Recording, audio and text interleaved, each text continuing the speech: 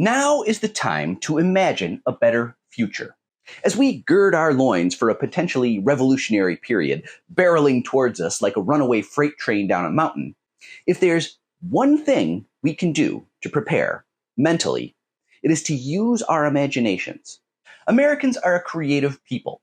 It's part of what defines us as a society. You give us a problem to solve, we come up with a solution. So I suggest we use our imaginations to try and dream up what a better United States looks like. Do a thought experiment and try to imagine your best life. Picture your perfect job, your perfect work-life balance, your perfect family situation, your ideal emotional well-being. Then try to extend that beyond yourself, beyond your neighborhood, beyond your town, beyond your region, all the way to your best society.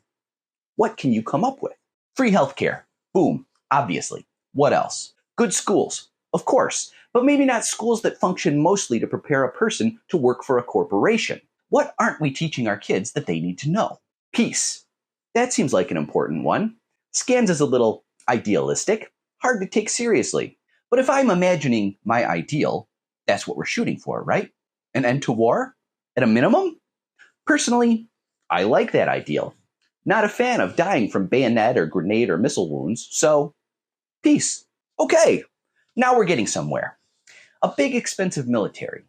Well, we already did peace, so what are we carting around this big expensive military for? I mean, the US military is the world's largest consumer of fossil fuels by miles and miles. Don't need that anymore. Debt. Canceled. Time for an American debt jubilee. Let's zero out our debts and start fresh. Taxes. Definitely tax the rich more, preferably keep the burden on the rest of us as low as possible. Something that seems fair. As long as idealism prevails, how about ending monopolies? Everything with monopoly or cartel power gets turned into a utility company and is no longer allowed to turn a profit. All utility companies will now operate as nonprofit organizations owned entirely by their employees. Management is no longer required. We're going to have to let you go. Terry will walk you to your desk and collect your things. The Picasso stays with the company. Work takes up too much of our lives. It shouldn't. 24 hours in a day, we give work 8. We give sleep 8. Yeah, right. Too much work. Future America should definitely be less work-focused. Normalize the 4-hour workday, the 4-day work week. Normalize closing on Sundays. Normalize rest. In my imagined future, everyone is part owner of where they work. You work at a place? Congratulations, you're one of the owners now, as long as you work there. And you get to help make decisions about the business. You work 3 days a week at what you got hired to do, and on the 4th day, you take part in democratically making all the business decisions at your company. Is trying to help the bosses maximize shareholder value a reasonable goal for our lives? No.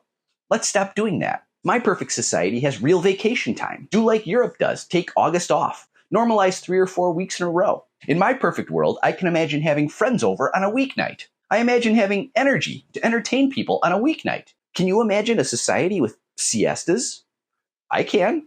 That's how you get energy for evening plans. You take a little siesta in the afternoon.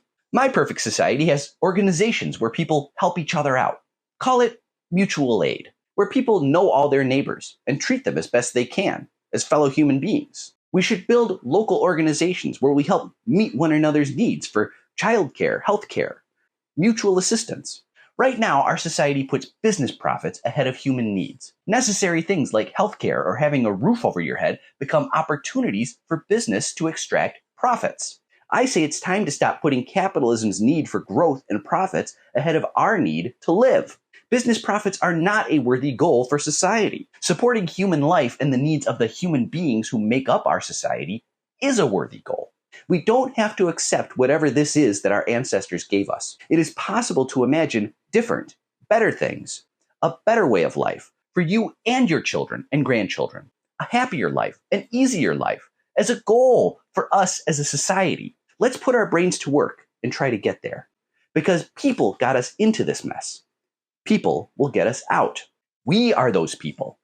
And we need to put on our thinking caps to figure out how we get from here to there. It's possible.